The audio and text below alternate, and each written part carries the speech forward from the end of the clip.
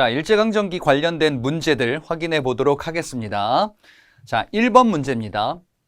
다음 판결이 내려진 시기에 있었던 사실로 옳은 것을 골라 보겠습니다. 지금 뭐 판결문이 나왔어요. 잡혀서 이제 재판을 받았나 봅니다. 근데 주문에 보니까 피고인을 태90에 처한다 라고 되어 있어요.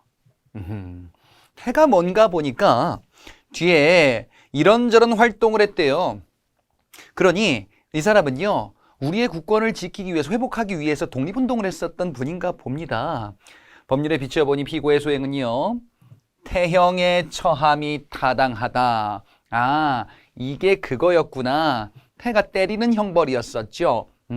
태 90에 처한다. 그래서 90대 맞는 형벌을 내렸나 봅니다. 태형령, 조선 태형령. 자, 그러면 이런 태형령이 존재했었던 시기다라고 한다면 1910년대이고요. 이 시기 때에는 우리가 뭐라고 했었냐? 무단 통치 또는 헌병 경찰 통치다라고 이야기를 했었죠. 이게 1920년대 가면은 문화 통치로 바뀌게 되었다. 자, 그러면 1910년대에 있었던 사실로 옳은 것을 골라보겠습니다. 1번에 원수부가 설치되었다라고 되어 있는데요. 요거는 이전 대한제국 시기 때 만들어졌었던 황제 직속의 군사기구로 우리가 봤었죠. 광무개혁에서 봤었던 그 내용이었습니다. 그래서 대한제국 광무개혁에 해당하는 내용, 일제강점기 이전이겠죠. 2번 아직 안 배웠는데요. 신간회 창립은요, 1920년대 후반기 때 요 얘기가 나올 거예요. 3번에 치안유지법이 적용되었다. 치안유지법 역시 1920년대에 제정된 법이다라고 해서 이거 앞서 봤었습니다. 문화통치식입니다.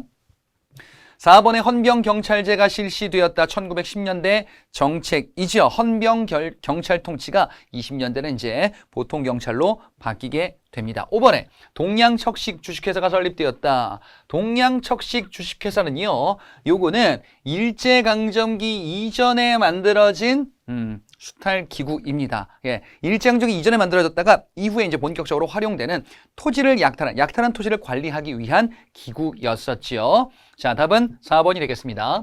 2번, 밑줄 이 시기에 시행된 일제의 정책으로 옳은 것을 골라보자. 마찬가지로 어느 시기에 해당하는지 그거 한번 확인해 볼게요. 보니까 선생님이 사배를 차고 뭔가 보니까 환도래. 그게 뭐지? 칼인가 봐. 교원들이 칼을 차고 있어요. 분위기가 조금 살벌하죠. 이 소설에는요, 교원이 제복을 입고 칼을 차고 수업하던 이 시기의 모습이 담겨 있대요. 아, 진짜 그랬구나. 그것을 이렇게 소설로 엮기도 했나 봅니다. 3.1운동 이전 식민지 사회 현실을 담고 있대요. 3.1운동을 계기로 기존의 통치 방식이 바뀌었다라고 우리가 봤었죠. 어떻게요? 무단 통치에서 문화 통치로 바뀌었다. 무엇을 계기로요?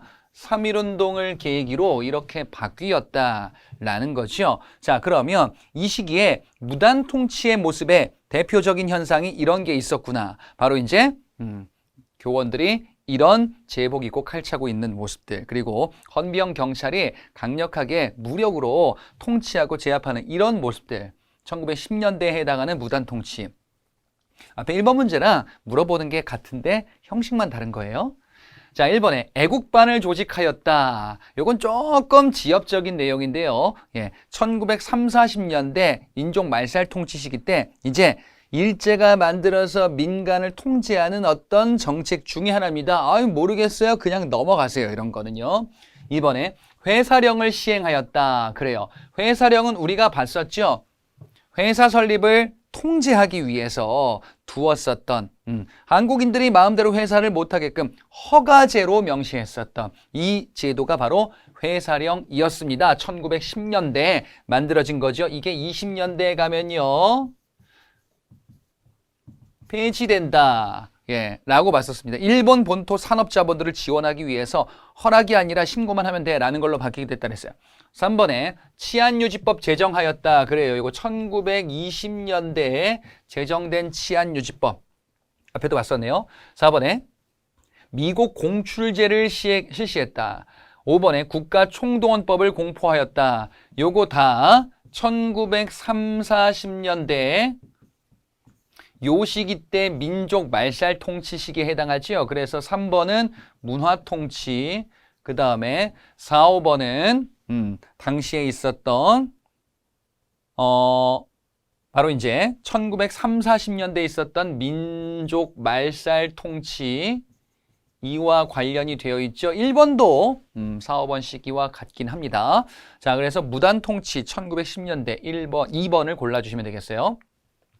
3번 문제입니다. 가사업에 대한 설명으로 옳은 것을 골라보자. 자, 어떤 사업인가 봅니다. 지세의 부담을 공평히 하고 지적을 명확히 소유권을 보호한대요. 지세의 부담. 지세를 부담하기 위해서 기반으로 뭔가를 하고 있나 보다. 지세가 뭐냐? 이거 토지세 얘기하는 건데요. 그래? 소유권을 보호한다라는 내용이 있죠. 소유권을 보호한다. 그리고 토지의 개량 및 이용을 자유롭게 한대요. 그러면 이거를 조합을 해보면요. 토지 소유권을 보장하는 이런 기본적인 제도이면서 이후에 토지세를 부담시키기 위한 그런 근거 자료를 만들기 위함인가 봅니다. 그래서 토지를 조사하는 거죠. 아, 그거구나. 토지 조사 사업이에요.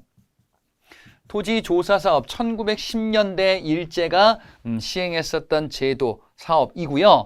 이 토지 조사 사업은 토지를 조사한다는 명목하에 우리의 토지를 약탈하고자 하는 이런 성격이 강했었죠. 소유권을 보호하고요.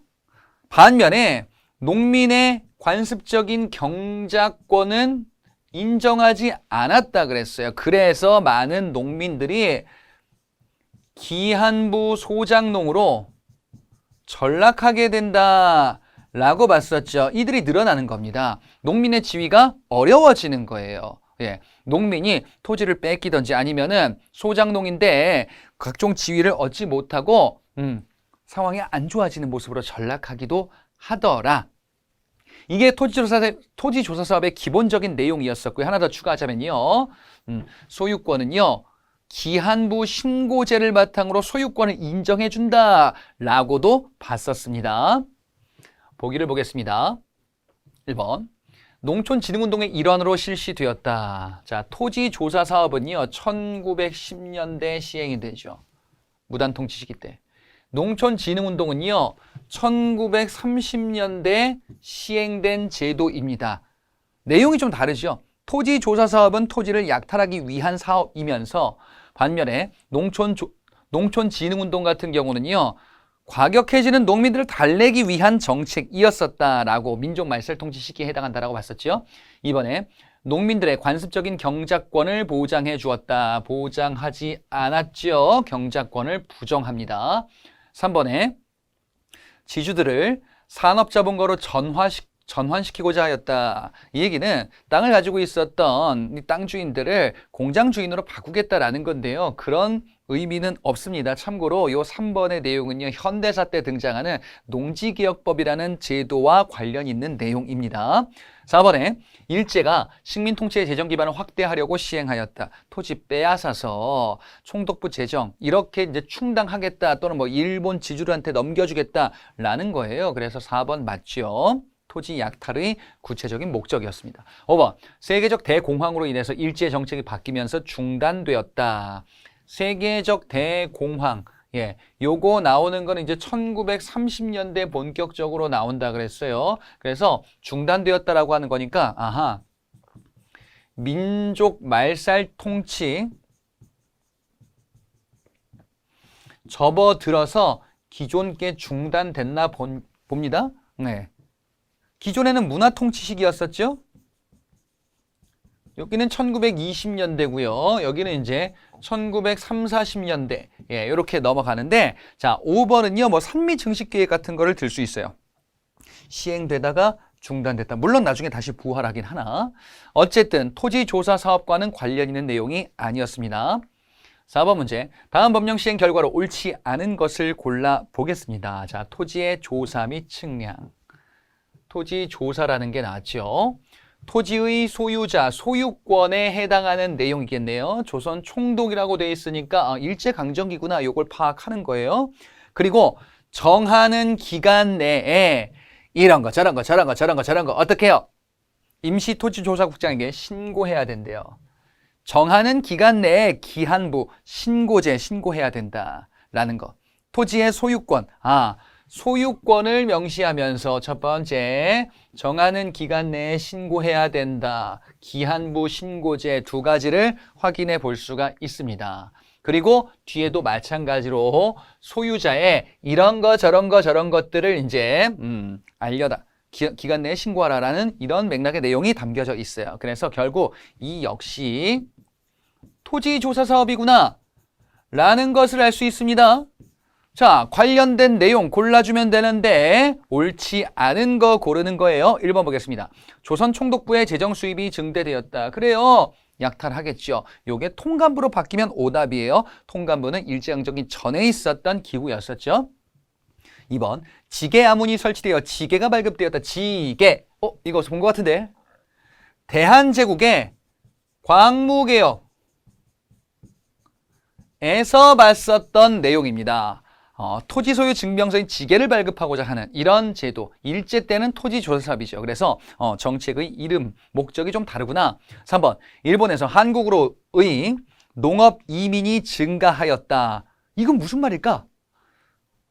일본에 있는 사람들이 한국으로 이민을 간대요. 왜? 가면은 땅을 싸게 분양받을 수 있는 거거든요. 그렇겠죠? 왜? 일제가 토지를 막 약탈했잖아요. 일본인들에게 요거를 나눠주기도 하는 거예요. 그래서 3번도 맞습니다. 4번 만주와 연해주로 이주하는 농민들이 늘어났다. 왜 이주하느냐? 우리가 피해를 받아서 몰락한 거예요. 그러니까 토지조사 사업으로 한국의 토지를 약탈하는 일본인들 들어오고 우리는 쫓겨난다라는 개념입니다. 5번 동양척식 주식회사 보유 토지가 확대되었다. 이 동양척식 주식회사는 일제강점기 이전에 만들어진 수탈기관으로서 토지조사 사업으로 약탈한 토지를 관리하기 위한 식민 착취기관이다. 이렇게 볼 수 있어요. 그래서 마찬가지로 토지조사 사업과 관련해서 옳은 내용으로 파악해 볼 수 있겠죠. 2번이 틀렸네요. 5번 문제 보겠습니다. 다음 문서가 작성된 당시 실시된 일제의 정책이다. 다 지금 문제 패턴 보니까요. 시기를 물어보고 있죠. 물론 이제 토지조사 사업과 같은 정책 자체를 물어보기도 하는데 시기를 물어보는 게 많이 있습니다. 자, 보니까 안으로는 세계적 불안의 여파를 받아서 우리 조선 내부 민심이 안정되지 못했대요. 무슨 얘기인지 잘은 모르겠어요. 근데 다른 한편으로는요. 지방자치를 실시한다고 합니다. 그리고요. 일본인과 조선인 사이의 차별 대우를 철폐한대. 차별을 표면적으로 안 하겠다라고 이야기를 하고 있어요. 그리고 조선인들 중에서 유력자를 발탁한대요. 자, 이거 종합해 볼게요. 지방자치제를 시행하겠대요. 그러면 지방자치의 어떤 권한을 부여할 수 있을 텐데 누구한테 하냐? 바로 차별을 없앤 이 조선인들 중에 일부를 권한을 준다라는 거예요. 그리고요, 숨어있는 단서가 있는데 사이토 마코토 이 사람은요 3.1운동 이후에 문화통치 시기 때 부임했었던 바로 이제 일제 총독이에요. 1920년대다라는 걸 알 수 있어요. 왜냐? 1920년대는요 문화통치를 표방했었는데 실상은 우리 민족을 분열시키는 민족 분열 통치다라고 이야기를 했지요. 민족 분열 통치는 바로 친일파를 키워내는 정책이에요. 그래서 친일파와 그렇지 않은 세력 간의 분열을 꾀하는 이런 정책이구나. 따라서 1920년대다라는 걸 알 수 있어요. 1번 노동력 동원을 위해서 국민징용령을 시행하였다. 1930, 40년대의 정책이지요. 민족 말살 통치 전쟁과 관련이 있지요. 징용령, 강제노역 현장. 이번에 한국인의 한해 적용되는 조선 태형령을 공포하였다. 태형령 1910년대 무단 통치 시기에 해당하네요. 3번 쌀 수탈을 목적으로 하는 산미 증식 계획을 실시하였다. 산미 증식 계획. 왜 쌀의 생산을 늘립니까? 수탈하기 위해서 1920년대 시행됐었던 대표적인 정책으로 봤었죠. 한국의 쌀을 증산시키고 그 이상을 수탈하겠다라는 이런 목적을 가지고 있구나. 20년대입니다. 4번 독립운동 탄압을 위한 조선 사상범 보호관찰령 그리고 사상범 예방구금령 다 1930, 40년대 정책으로 봤었죠. 황국시민화 정책을 시행하는 1930, 40년대 민족말살 통치 시기 때의 사상범 통제 정책. 5번 회사 설립 시 총독의 허가를 받도록 하는 회사령을 제정하였다. 허가제네요. 1910년대 무단 통치 시기에 해당한다. 라고 앞서도 봤었죠. 20년대 3번이 되겠습니다. 6번 문제. 다음 대책이 발표된 이후 일제가 시행한 정책으로 옳은 것을 골라보자. 어떤 대책인가 보니까 친일단체를 조직한대요. 친일단체, 친일 인물을 물색해야 한대. 친일적 단체를 만든대요. 그래서 각종 편의들을 제공하겠대. 그러면 친일파들을 키워내겠다라는 정책이죠. 민족의 분열을 꾀하고 있네요. 뒤에도 마찬가지입니다. 자, 이런 사람들을 추대한대요. 그래서 편의를 제공한대. 그러니까 지금 친일파들을 어떤 감투 같은 거 씌워주고 그리고 각종 편의를 제공하겠다. 이분 또 나왔네.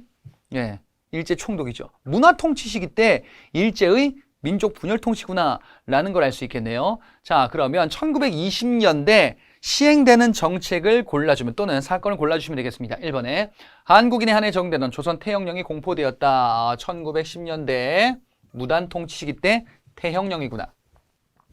2번에 사회주의 운동을 탄압하기 위한 치안유지법이 마련되었다. 예! 치안유지법 1920년대 당시의 통제 정책이죠. 그리고 사회주의가 확산되는 1920년대와도 관련이 있겠다. 정답이 되겠습니다. 3번 기한 내에 토지를 신고하게 하는 토지조사령이 제정되었다. 이 내용 우리가 앞서 봤었네요. 문제에서 토지조사 사업과 관련한 내용이니까 1910년대 정책이죠. 4번에 헌병대 사령관이 치안을 총괄하는 경무총감부가 신설되었다. 일단 헌병경찰 제도를 유추할 수가 있겠고요. 경무총감, 정무총감과 같은 이런 조직, 조선 총독부의 조직이거든요. 예, 그래서 조선 총독부 조직들이 지금 만들어지고 있다라는 것을 알려주는 일제강점기 시작입니다. 1910년대요. 그래서 5번에 회사 설립 시 허가를 받도록 하는 회사령이다. 앞서도 봤네요. 1910년대. 답은 2번. 7번 문제. 다음 자를 활용한 탐구활동으로 가장 적절한 것을 골라보자. 이건 또 뭘까요? 식량이 부족한 현상을 보인대요. 내지에서. 그래서 쌀의 증산에 내지에서는 많은 기대를 걸 수가 없었대. 반면 조선은 그럼 이 내지는 일본 본토를 얘기하는 거구나. 조선은 할 수가 있대. 그러니까 조선에서 쌀의 생산을 늘리는 정책을 시행하겠다라는 걸 볼 수 있죠. 그래서 조선인들이 생산한 쌀을 어떻게 내지로 반출한대요. 그러면 조선에서의 쌀이 일본 본토로 이렇게 넘어가는 거죠. 그리고 맨 끝에쯤에 보니까 만주산 잡곡의 수입이 증가한다라는 얘기가 나옵니다. 만주산 잡곡이 증가한다라는 거는요. 조선 내에서 쌀이 일본으로 넘어가니까 이 조선 내에서 우리 땅에 쌀이 부족해지네요. 이 부족한 쌀. 충당하기 위한 식량이 부족해지는 이런 모습을 충당하기 위해서 만주에서 값싼 잡곡을 들여오기도 했었다라는 걸 봤었죠. 자, 지금 다 뭘 얘기하고 있냐? 산미 증식 계획을 얘기하고 있어요. 산미 증식 계획은 1920년대 시행된 일제의 수탈 정책이지요. 자, 그러면 1920년대 산미 증식 계획과 관련한 것들을 찾으면 되겠는데요. 1번에 있네요. 2번 화폐 정리 사업은 일제강점기 전에 대한제국 시기 때 있었던 일제의 수탈 정책으로 우리가 봤었어요. 뭐 있었냐? 메가타가 시행했었던 화폐 정리 사업이요. 기억나세요? 화폐 정리 사업은 메가타가 대한제국의 백동화를 무효화시키는 이런 정책이었었고 이 비용을 우리에게 떠안기기도 했었네요. 그래서 우리가 이 빚을 갚자라는 국채보상운동이 벌어지는 그 배경으로도 봤었던 정책입니다. 일제강점기 전이에요. 3번 보안회의 경제적 구구운동을 조사한다. 보안회 역시 일제강점기 전입니다. 어떤 구구운동을 벌였냐? 일제의 황무지 개간권 이것을 철회하도록 하는 이 요구를 철회하도록 하는 이런 정책을 취했었던 바로 애국개몽운동 단체로서 보안회라는 단체를 봤어요. 일제강점기 전에 4번에 방공령이 선포된 지역의 분포를 알아본다. 방공령 근대 시기 때 우리가 봤었는데요. 개정된 조일 통상장정이라는 조약을 근거로 하여 방공령이 선포되는데 함경도 일대일 거예요. 자, 그래서 방공령은 쌀의 수탈을 막겠다라는 일제강점기 한참 전에 있었던 근대 시기 때 정책입니다. 5번 동양척식 주식회사 설립 과정을 살펴본다. 역시나 이 역시 일제강점기 전에 있었던 설립됐었던 그 조직인데요. 요거는 이제 토지조사 사업에서 활용되겠죠. 1910년대. 자, 옳은 것은 1번이 되겠습니다. 8번 문제 밑줄근 계획에 대한 설명으로 옳은 것을 골라보자. 일제 쌀 증산을 위한 계획을 발표했대요. 쌀의 생산을 늘리겠대요. 일본에서 이런저런 산업화 정책 그러다 보니 농촌 쌀 생산이 점점 부족해지는구나. 그래, 일본 본국의 쌀 부족 현상을 해결하기 위해서 조선으로 눈길을 돌렸구나. 아, 이러면 안 되는데 우리를 지금 수탈하고 있구나. 그러면 역시 마찬가지로 산미 증식 계획이다 라는 것을 확인해 볼 수가 있겠네요. 앞서 7번 문제와 같은 내용을 물어보고 있죠. 자, 산미 증식 계획의 세부적인 것을 한번 찾아보시면 되겠습니다.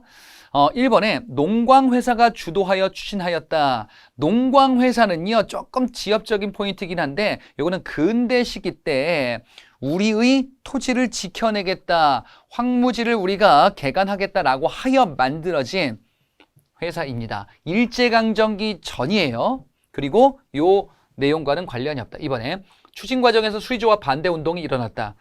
산미 증식 계획의 문제점 중에 하나는 한반도의 본토 식량이 부족해지는 현상, 그리고 또 하나 쌀의 생산을 늘리기 위해서 들어간 비용을 농민에게 떠안겼어요.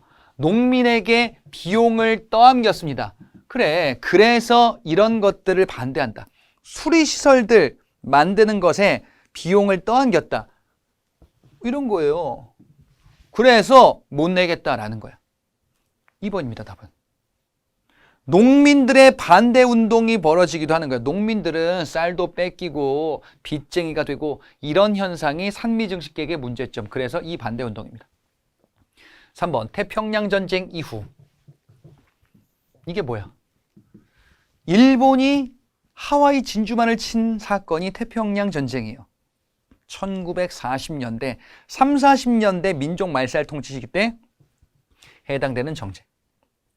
그래서 산미 증식 계획과는 직접적 관련이 없죠. 요거는 이제 공출제입니다. 4번에 하와이 노동 이민이 공식적으로 시작되는 배경이 되었다. 하와이 노동 이민의 시작은요, 요거는 대한제국 시기 때 처음 있었던 모습이에요.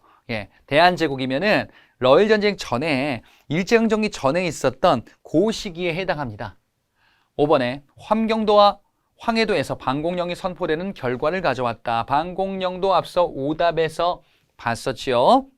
그래서 이는 근대 시기 때 조일 통상장정, 개정된 조일 통상장정을 근거로 방공령 선포하는데 이거 실패해가지고 배상금만 지불했었던 그런 모습에 대해서 앞서 근대사에서 봤습니다. 자, 그래서 2번으로 답을 고를 수가 있겠죠. 산미 증식 계획이었어요.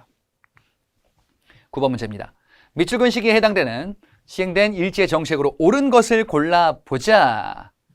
자, 중일전쟁 이후에 확대하던 시기에 만든 무슨 뭐인가 봐요. 뭐 이렇게 쭉 써 있는데 뭐 일본어 있고요. 보니까 황국신민 체조 실시 요령이래.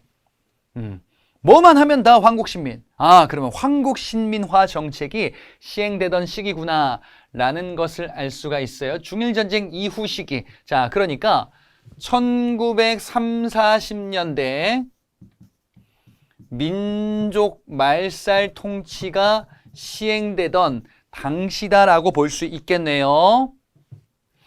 1번 회사령을 제정하였다. 1910년대 허가제 회사령에 계속 봤죠? 이번에 미스야 협정을 체결하였다. 아직 안 봤는데요. 요거는 1920년대에 만주 독립군 활약과 관련해서 등장하는 사건입니다. 뒤에서 볼 거예요. 3번에 경성제국대학을 설립하였다. 이것도 아직 안 봤는데요. 1920년대 일제가 설립한 대학교로서 언급이 될 거예요. 4번에 토지조선사업을 실시했다. 1910년대 아까 봤었지요. 기한부 신고제, 소유권 인정, 관습적인 경작권 부정.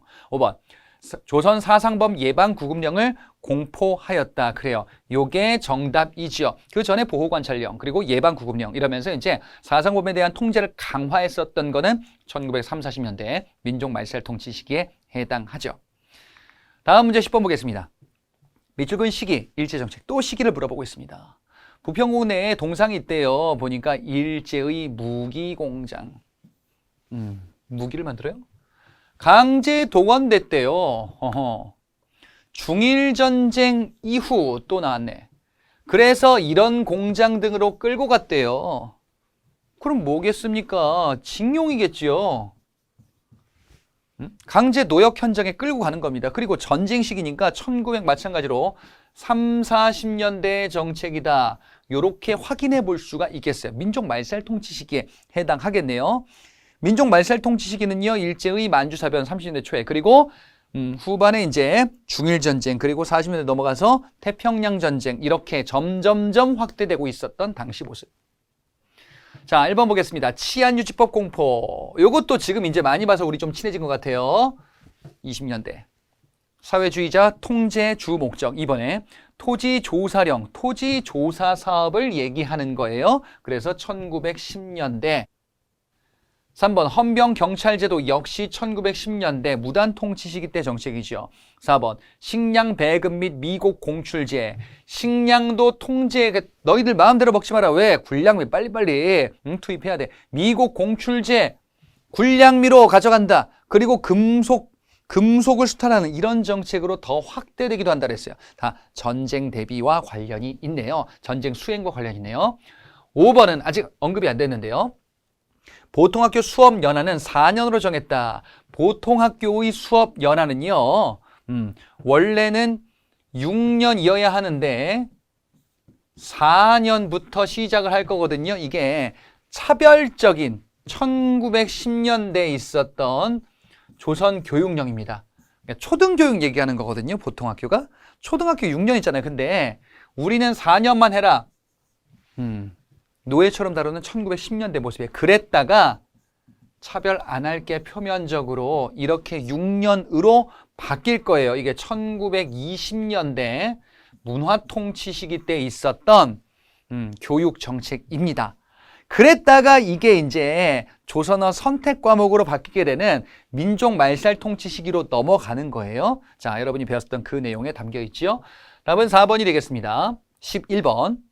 밑줄 그은 시기에 있었던 사실로 옳은 것을 골라보자. 지금 인터뷰를 하고 있습니다. 근데 이분 되게 어렵게 사셨나 봅니다. 이곳 사할린에 있는 탄관으로 강제 동원되기 전에 고용생활 기억나는 거 있나요? 강제 동원. 탄광 강제 동원. 징용 끌려가셨었네. 중일전쟁이 시작된 뒤여서 황국신민서사를 외우지 못하면 이런저런 문제가 있었대요. 그러니까 역시나 1930, 40년대. 예, 이때에 해당하는구나. 정말 힘들게 사셨겠구나. 보기 보겠습니다. 1번 원산 총법 아직 안 배웠는데 1920년대 후반에 있었던 정책으로 언급이 될 겁니다. 미스야 협정도 마찬가지로 뒤에 독립운동 과정에서 등장하는 사건으로 언급될 것이고요. 조선 형평사 역시나 1920년대 등장하는 형평운동이라는 게 우리를 기다리고 있을 겁니다. 4번에 국가총동원법이다. 그래요. 이게 정답이죠. 전쟁에 모두 다 투입시키겠다. 국가 총동원하겠다라는 거죠.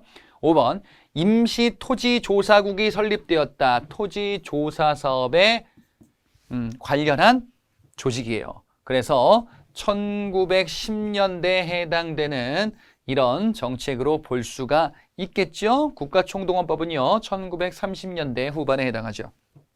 자, 그래서 답을 4번으로 고를 수가 있겠습니다. 자, 12번 문제 보도록 하겠습니다. 교사 질문에 대한 학생의 답변으로 적절한 것을 골라보겠습니다. 자, 지금 여기에 보니까 어떤 글이 있는데 조선인 호주는 본령 시행 후 6개월 이내 새로운 시를 정한대요. 성시 얘기하는 거예요. 그래서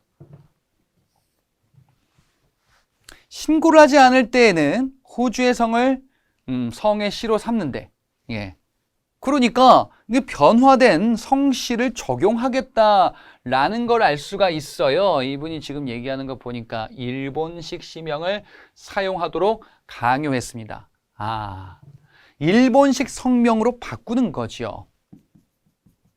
창시하고요, 개명하는 거예요. 창시 개명 정책. 일본식 이름으로 바꾸다. 그렇구나. 조선어도 사용하지 못하게 하는구나. 다 이런 일본 당시 통치 정책 1930, 40년대 민족 말살 통치가 강화된 시기와 관련이 있네요. 자, 그러면 마찬가지로 민족 말살 통치 시기와 관련한 정책을 골라주시면 됩니다. 1번에 통감부를 설치했다.